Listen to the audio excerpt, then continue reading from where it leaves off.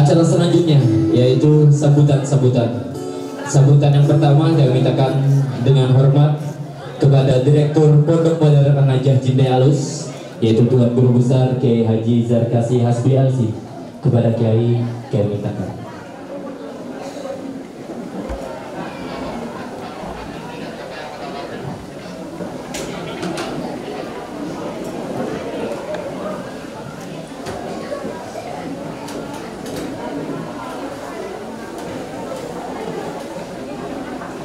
Sekali lagi kami mintakan untuk wali santri dan santri agar duduk dulu, kemudian kami mintakan untuk tenang dulu, ya.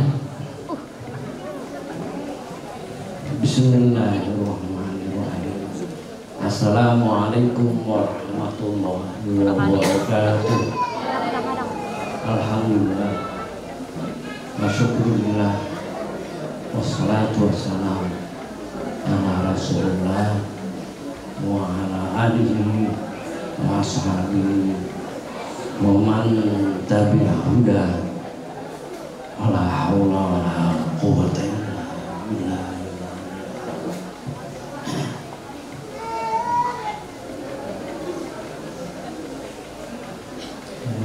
Saya hormati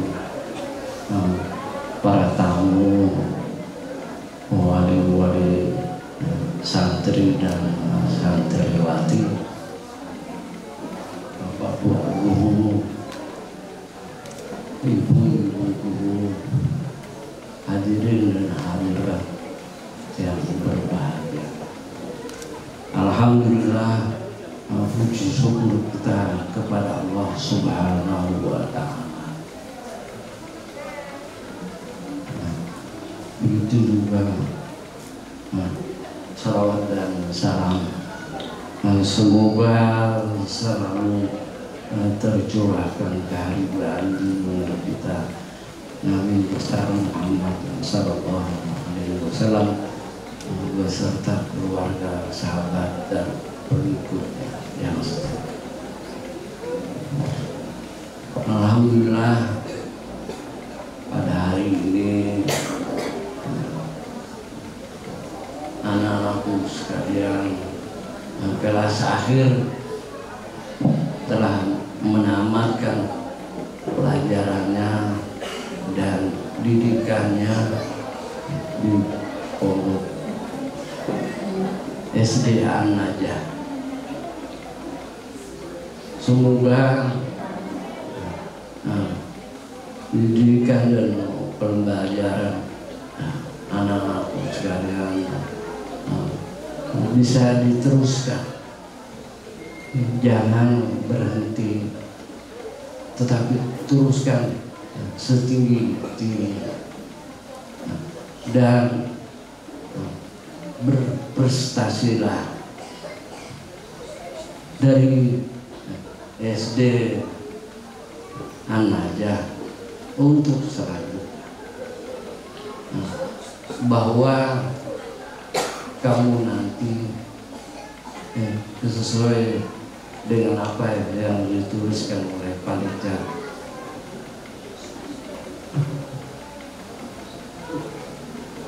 Apa tuh? Supaya generasi kamu adalah generasi yang nanti dihadapkan dengan tantangan. Kamu harus bisa dengan Al-Quran menghadapi tantangan yang dari tahun ke tahun tentu lebih berat. Sekarang SD, nanti SMA, perguruan tinggi, itu tantangan demi tantangan akan anak-anakku hadapi dengan tegak, dengan penuh kesiapan. Inilah generasi yang diharap, bukan generasi yang tanpa persiapan menghadapi masa yang akan datang. Ini betul-betul dengan persiapan kamu, insya Allah tabah menghadapi tantangan dan rintangan. Jangan malas belajar. Carilah sekolah yang akan memberikan didikan, bukan hanya pelajar. Didikan ini penting artinya. Tanpa didikan yang baik, setinggi ilmu pengetahuan yang dimiliki, nggak ada manfaatnya untuk sosial masyarakat banyak. Paling-paling untuk pribadi. Maka jadilah alaqin 1000, orang satu bagaikan 1000. Jangan seperti orang 1000 seperti satu. 1 bagaikan 1000. Satu alumni An-Najah itu bisa mengatasi 1000 daripada yang bukan ada. Jadi kamu harus bisa lebih baik daripada orang lain. Baiknya apa? Pertama, kamu dengan ketulusan dan keikhlasan, dengan kesederhanaan, dengan kemandirian, kebersamaan dan kebebasan yang diajarkan pondok, untuk supaya anak-anakku sekalian bisa menjadi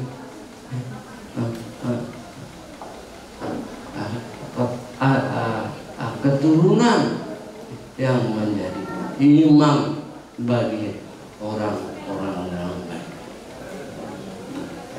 Rabbana atina, Rabbana hablana min azwajina wa dzurriyyatina qurrata a'yun waj'alna lil muttaqina imama.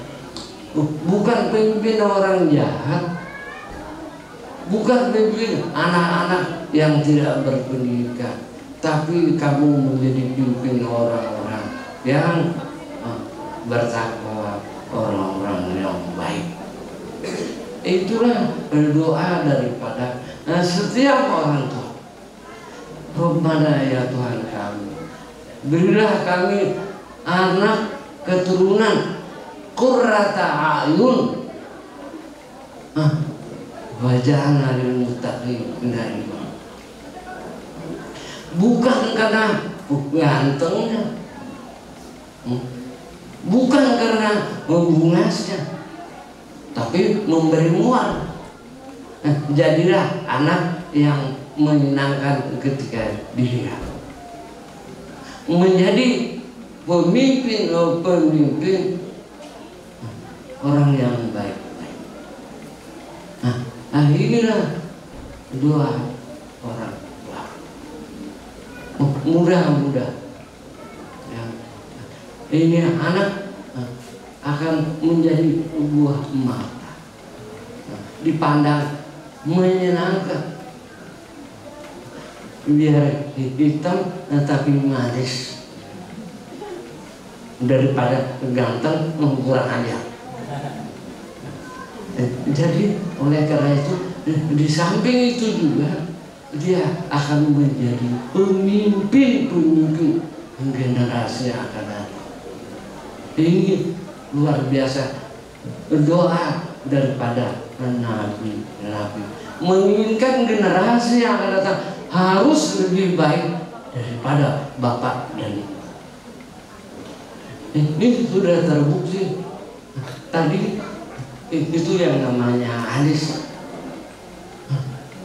Ada beberapa orang yang periode pertama An-Najah, dan sekarang oleh kiainya, di mana dia melanjutkan An-Najah di SMP Baron Jawa Tengah, Jawa Timur menjadi terbaik, sehingga oleh gurunya diutus untuk menjadi utusan atau menjadi contoh bahwa anak Najah Cindealus bisa menjadikan sekolah di Jawa baru SMP. Coba anak orang Siasipai, bapaknya siapa? Sugianur, Pak. Ibunya guru katanya. Ini berawal dari pendidikan SD An-Najah. Ada beberapa lain yang tamatan SMP sudah menamatkan Al-Quran. Tamat SMP, tamat Al-Quran. Jadi saya harapkan bimbingan orang tua dilanjutkan untuk bisa anak-anaknya hafiz Al-Quran. Ini sudah dibuktikan oleh SD anak. Saya sudah buktikan. Anak saya 5 orang semua hobi senang kepada Al-Quran. Di antaranya beberapa yang hafiz Al-Quran. Tamat SMP hafiz Al-Quran. Sekarang di perguruan tinggi akan calon doktor hafiz Al-Quran.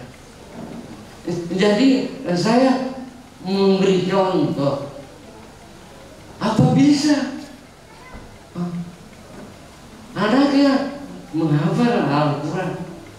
Saya nggak hafal, tapi senang Al-Quran. Anak-anak saya hafal Al-Quran.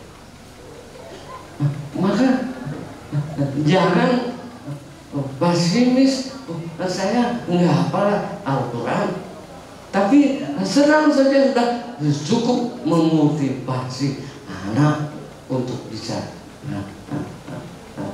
hafiz Al-Quran. Jadi oleh karena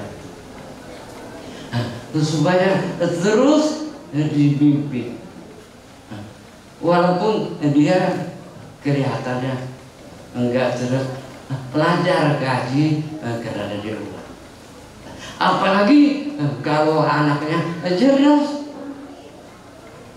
harus hafal Al-Quran. Jadi memotivasi anak senang Al-Quran itu salah satu usaha membuat anaknya nanti akan ada yang bisa. Begini cara mendidik anak. Seorang anak harus lebih daripada orang tuanya, harus lebih daripada orang-orang di sekitarnya, dengan bimbingan dan arahan, contoh keteladanan orang tua. Saya hanya bisa memotivasi. Maka sebetulnya saya itu enggak banyak memberi, cuma dengan pemberian itu memotivasi anak untuk menikah lebih baik. Enggak banyak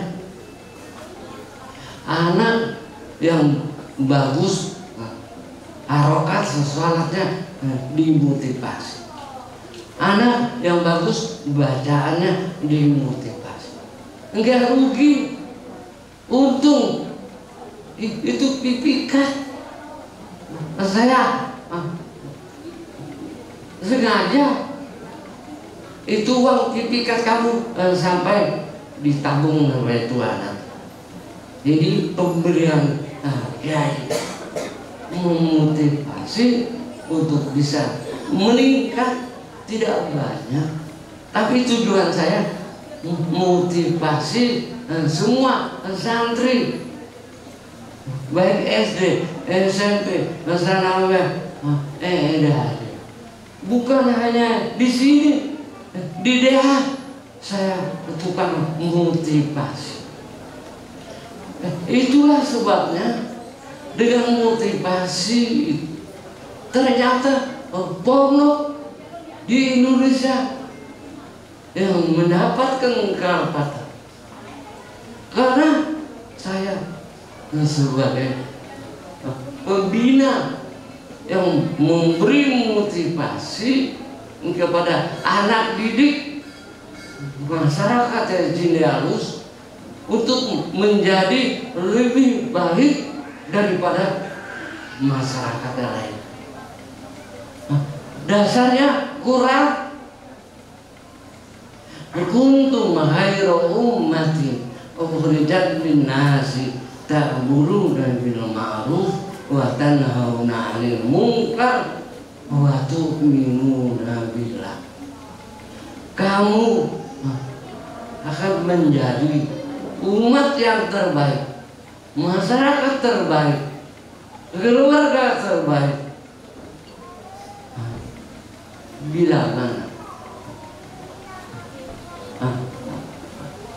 kuntum khairu ummatin ukhrijat ta'muruna bil ma'ruf wa tanhauna 'anil munkar wa tu'minuna billah. Kamu akan menjadi umat terbaik di atas dunia ini. Ukhrijat linnas ta'muruna bil ma'ruf wa tanhauna, berani menyuruh, berani mencegah, menyangsi bagi yang tidak taat dengan dasar ketulusan dan iman. Maka oleh sebab itu Pancasila Pondok Darul Hijrah pertama keikhlasan, kedua kesederhanaan, ketiga kemandirian, keempat ukhuwah, kebersamaan, kelima kebebasan. Tidak mudah dideteksi, tapi punya pegangan yang kuat, prinsip yang dipertahankan.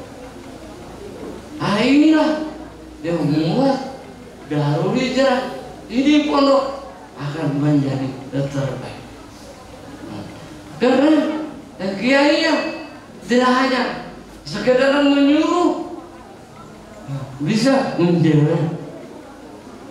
Kalau tidak kiainya, guru-guru bisa mendirikan yang tidak patuh dan taat.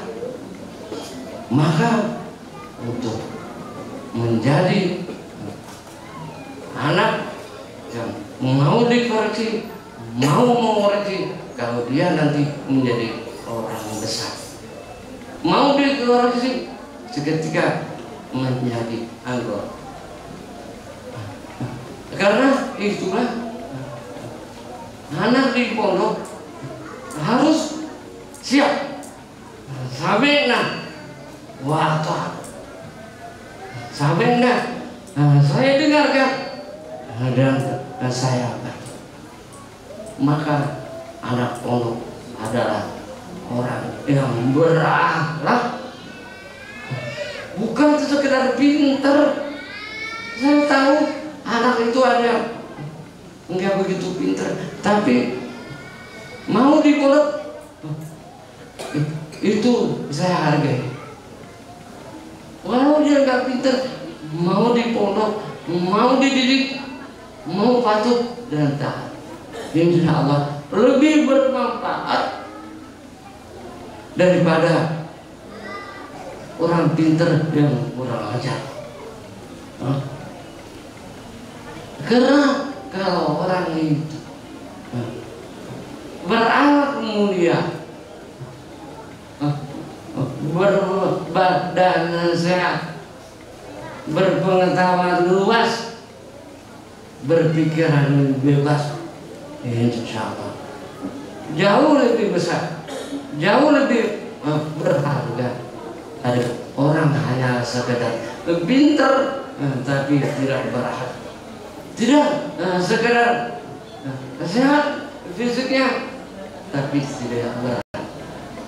Maka oleh karena mutu pondok berakhlak mulia, berbadan sehat, berpengetahuan luas, berpikiran bebas. Setelah dia berpengetahuan luas, bisa memilih bukan orang yang dijekoki oleh paham, apalagi paham yang sesat. Kalau anak itu berakhlak mulia, berpengetahuan luas, berbadan sehat, tentu punya kesiapan.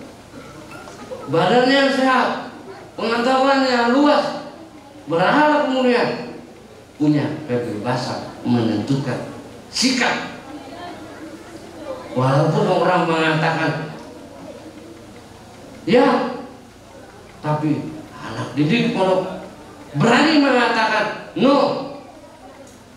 sebagaimana firman al-syahadah tauhid la ilaha illallah. Lah itu ada tidak di saat orang-orang jahiliyah mengatakan ilah Tuhannya itu patung-patung, Tuhannya macam-macam. Tapi sebagai muslim harus mengakui la ilaha illallah, tidak ada Tuhan kecuali Allah. Walaupun orang sekian banyak jahiliyah mengatakan Tuhannya Lata, Uzza, macam-macam, tapi sebagai orang yang berakidah berani mengatakan lah tidak. Kemudian mengakui Muhammad Rasul.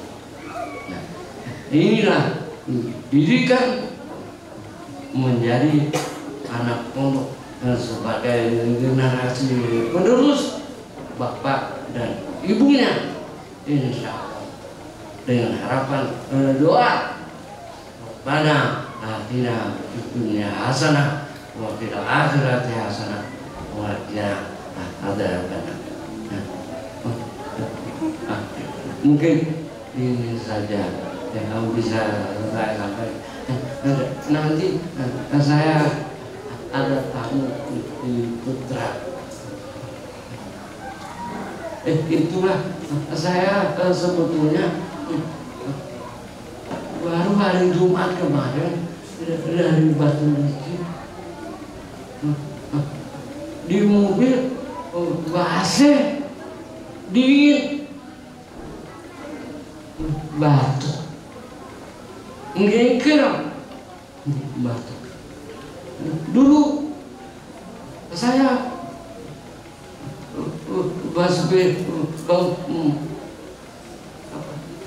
pesawat dari Banjar ke Surabaya, terus bermobil ke Ponorogo, terserap macam-macamnya, termasuk paru-paru, jantung, sehingga bertahan di Surabaya 8 hari, di Banjar 1 bulan, di rumah sakit. Ini kondisi saya memang di samping sudah tua, tapi semangat masih bersama jauh sampai ke Batu Licin. Saya meninjau lokasi wakaf tanah, ada 10 hektar, ada 5 hektar. Kemudian mendatangi Haji Rusdi yang banyak membantu pembangunan Pondok Dia 4. Walaupun Anaja baru lokasi 10 hektar diwakafkan untuk DH untuk DH 4. Anaja mendapatkan wakaf 10 hektar.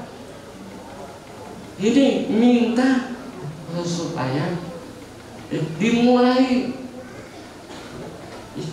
Jadi saya dia untuk kasih. Ini kapan harus dimulai? Bangunan sudah mau membangun 3 lokal, tapi yang membangun ini pemborong langsung mau bertiga-tiga permanen. Jangan, kata saya, bangunan yang sesederhana mungkin. Ini jiwa pondok, bukan jiwa pemborong. Maka oleh sebab itu saya tidak ingin permanen, lebih baik dari sedikit kecil membesar daripada besar mengecil. Ini saya contohkan dari 4 orang dari daerah yang terpencil sampai sekarang diakui oleh Menteri Lingkungan Hidup di Jakarta yang mewakili Presiden mendapatkan garap. Bermula dari Padang Alalak, Padang Karangputih, banyak nyamuk, banyak warik, banyak anjing, banyak ular.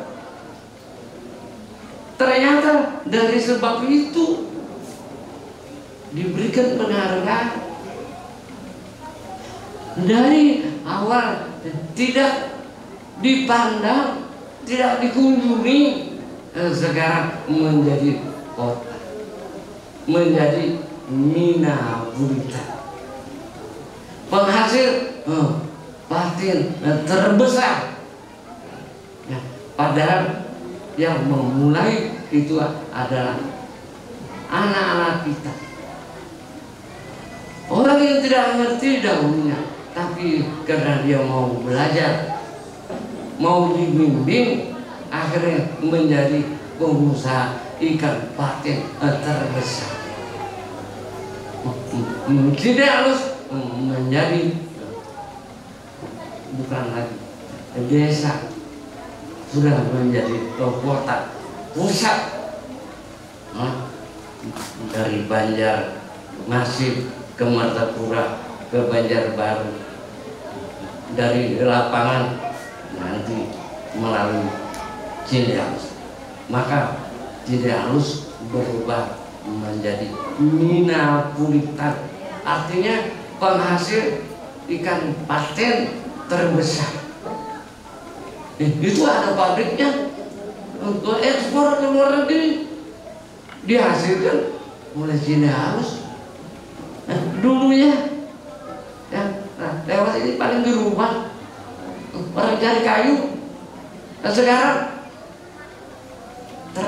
apa itu, mobil yang peti besi itu apa?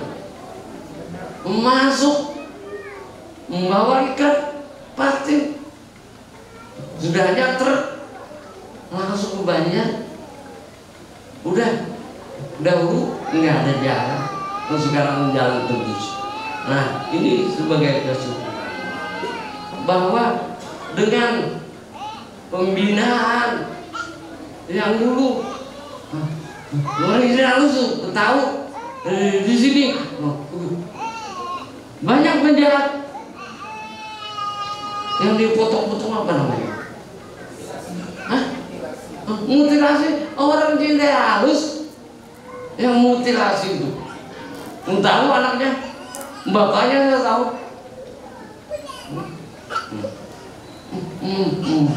Perampok. Saya pernah ditahan di jalan bersepeda dari Sungai Sipai naik gunung itu itu ada gunung tinggi mau ke sini harus dia tenang ayong itu saya naik sepeda nggak bisa lagi waktu itu masih muda ditahan stop apa kata saya oh Ustaz silakan mau cegat saya tahu saya Ustaz sudah dijawab malam itu siang-siang orang dirampok dimintai lari ke perumahan 1000 itu belum ada rumah SD itu hanya SD nggak ada maka betul menakutkan tapi dengan rasa dengan ketulusan harus berani bukan hanya setan harus berani mengalah Tuhan yang lain. Setan sampai sekarang saya ingin ditemui oleh setan nggak pernah menemui saya. Kalau ular masuk rumah biasa yang penting tidak gigit saya. Angkat saya ayam saya mati karena ular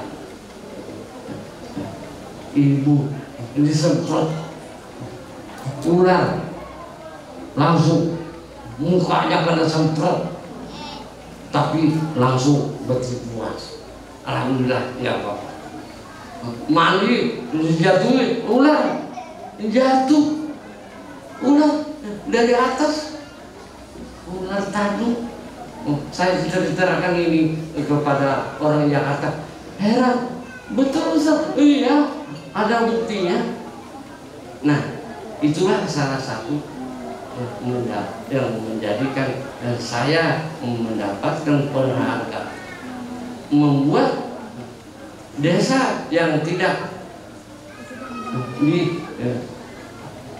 tidak punya apa-apa nah sekarang punya apa namanya masjid terbesar untuk pondok pesantren di Kalimantan Selatan pondok yang punya masjid terbesar kalau mungkin kalau kota ada nah, tapi atas nama daerah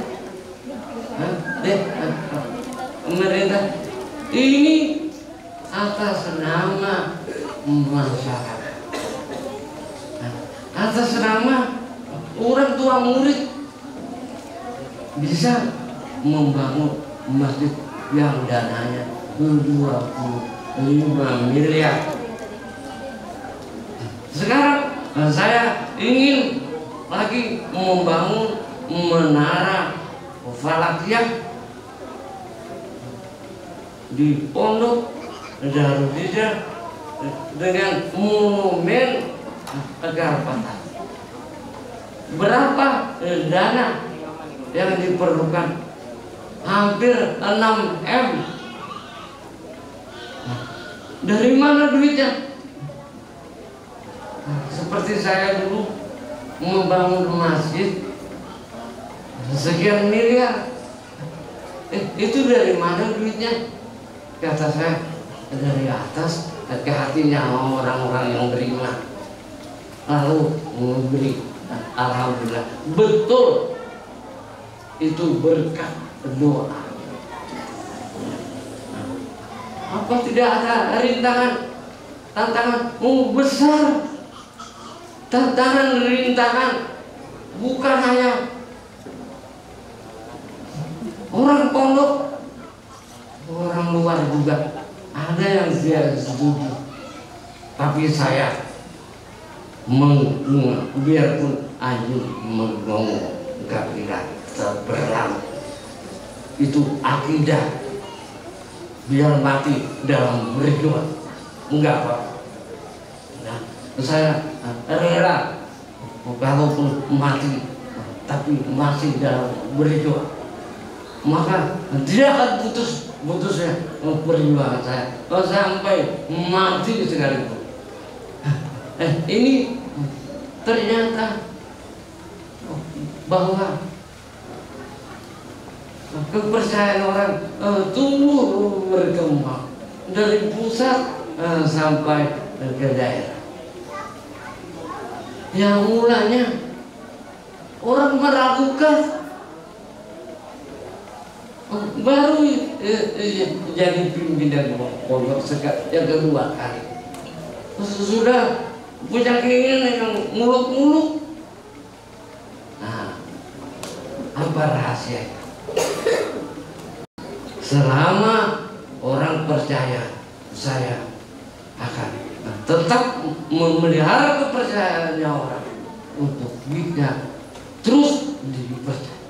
Ternyata betul. Masjid yang tadi diragukan timbul kepercayaan. Ternyata proyek yang begitu besar orang bisa mempercaya, bisa membantu. Dan sekarang menara belum didirikan, menaranya belum didirikan. Apa tadi? Apa satu? Karpator apa? Monumen Karpator belum didirikan. Tapi saya sudah katakan sampai di Jakarta, di pusat saya akan mendirikan menara Falakiyah. Belum ada di Kalsel. Oleh orang Departemen Agama yang kebetulan waktu itu Menteri Agamanya murid saya, Lukman Hakim Saifuddin Juri. Ya Ustaz, saya bantu 50 juta. Itu tahun berapa? 50 juta. Nah, kemarin waktu peletakan batu pertama, saya undang Lukman. Saya akan meresmikan menara yang saya inginkan. Datang dari Jakarta pagi-pagi, sore pulang, memenuhi undangan saya. Lukman, saya pergi dulu. Maka beliaulah yang meletakkan batu pertama pembangunan dan akan menjanjikan saya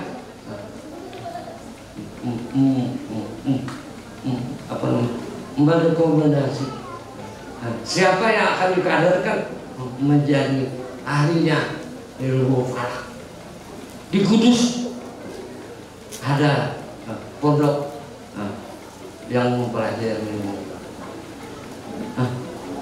Lalu pada waktu itu ada yang memberi 100 semen.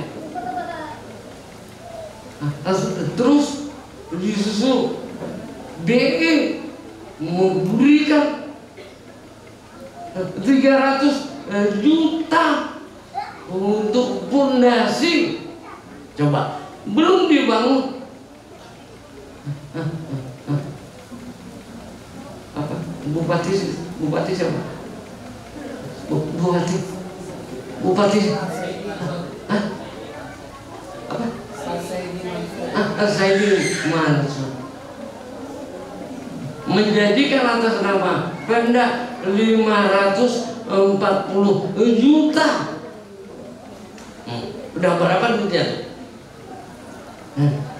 Jis nah apa? Zakat nasional. Hah? Ya. Apa? 15 juta. 15 juta oleh jis. Zakat infak sedekah haji itu. Ya. 15 juta. Kemudian berbuka 1 juta, 16 juta. Belum lagi kesyukuran saya mendapatkan kerapatan dalam waktu 5 hari 118 juta 5 hari. Batu bara itu siapa? Mansur. Seekor sapi harganya 30 juta. Sapi besar. Siapa lagi? Gubernur. Sabirin 17 atau 18 juta seekor sapi. Saya hanya bisa kambing. Ada pilih-pilih. Jadi dihitung keseluruhan 118 juta dalam masa 5 hari. Untuk kesyukuran mendapatkan Kalpataru Kalimantan Selatan. Belum lagi dinas apa itu kehutanan apa memberikan macam. Nah, beginilah ringkasnya bahwa kepercayaan itu modal yang paling besar, bukan duit. Mata kita ternyata dengan kepercayaan orang kita dibantu. Berbuatlah, nanti Allah dan Rasulnya serta orang yang beriman akan menilai kamu. Qul ya Rasulullah, qul ya Muhammad, malu wa sayarallah wa rasuluh wal mu'minun. Katakanlah kepada umatmu, umat Nabi Muhammad, berbuatlah, maka Allah yang akan menilai, Rasulnya akan memberi penilaian. Orang yang beriman dia akan menilai, bukan penilaian orang. Yang penting Allah meridhai pekerjaan kita. Itu yang pertama. Berbuatlah. Masalah penghargaan nanti orang mau dihargai mau tidak nggak masalah. Yang penting saya berbuat. Begitu prinsipnya. Bantu tidak dibantu saya berbuat. Bukan saya berbuat setelah dibantu. Nggak usah. Lihat dulu, betul nggak pekerjaan saya? Bantu kalau betul. Kalau tidak, jauhlah. Ini saya membangun dengan dasar prinsip-prinsip, dasar Al-Quran ada, dasar hadisnya ada. Maka oleh karena itu saya tidak takut siapapun menantang saya. Saya berani mati untuk berdoa. Apa tidak ada masalah? Banyak masalah, banyak masalah. Tapi dengan ketulusan, sebesar apapun tantangan dari kita akan bisa dikalahkan. Saya percaya betul dengan ketulusan, semua hambatan dan binatang akan bisa dikalahkan. Saya sudah buktikan masjid yang tidak disenangi orang didirikan, mungkin menjadi saingan. Enggak setuju, enggak apa-apa. Enggak berduit kok bangun masjid, enggak apa-apa. Selama orang yang beriman membuat ya, saya kalau udah bicara kata-kata lupa Pak. Ini kondisi saya begini, boleh memanfaatkan selagi saya bisa ngomong. Kalau sudah tidak bisa ngomong, mati saja. Kalau masih bisa ngomong, saya masih ingin memotivasi orang lain supaya berjuang sampai mati. Sekian, terima kasih atas segala perhatiannya. Mohon maaf atas kekurangan jelasan ngomongnya saya. Sudah mungkin masanya dulu menjadi penceramah, bisa ngomong kemana-mana. Sekarang saya nggak bisa, jadi khatib saya nggak bisa, lagi penceramah. Maaf, saya tidak bisa. Tapi kalau sekedar bicara,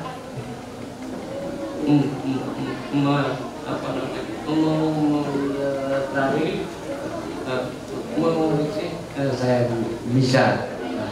Sekian, wabillahi taufiq wal hidayah. Wassalamualaikum warahmatullahi wabarakatuh.